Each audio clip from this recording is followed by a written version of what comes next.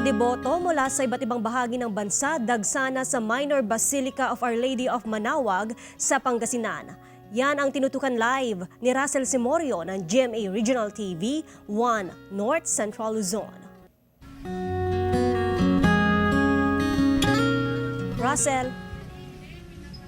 Joanne, katatapos lamang ng 9 a.m. Mass dito sa Minor Basilica ng Our Lady of the Most Holy Rosary of Manaoag. At ilang araw bago ang paggunita ng Semana Santa o itong Holy Week, nagsimula ng dumagsa ang mga deboto na galing pa sa iba't ibang probinsya para nga magbisita iglesia dito sa Minor Basilica. Naabutan natin kanina ang grupo ng mga kababaihan mula pa sa Tagaytay City at bahagi raw ito ng kanilang bisita iglesia o yung pagdalaw sa mga makaluma at sa mga makasaysayang simbahan. Bukod sa mga simbahan, inaasahan na mag-iikot din sila sa iba pang pilgrimage site para magnilay-nilay dito nga sa probinsya ng Pangasinan ngayong Semana Santa.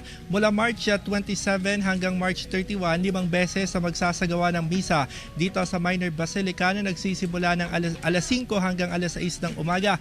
Habang simula April 2, dire-diretso na yan hanggang sa Holy Week.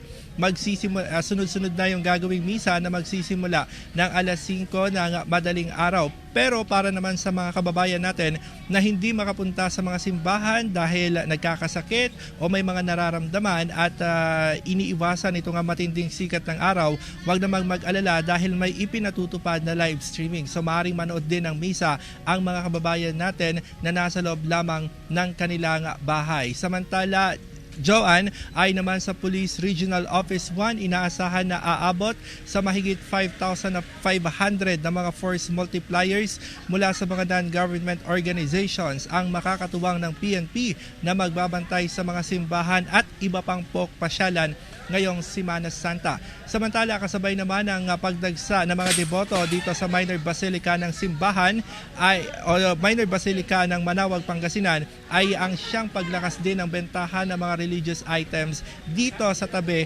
ng Minor Basilica. At karamihan sa kanilang mga parokyano ay yung mga debotong galing pa sa iba't ibang probinsya, lalo't nagsisilbing souvenir nila itong mga religious items na nabibili dito sa tabi ng Minor Basilica.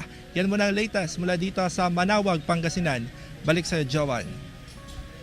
Maraming salamat, Russell Simorio.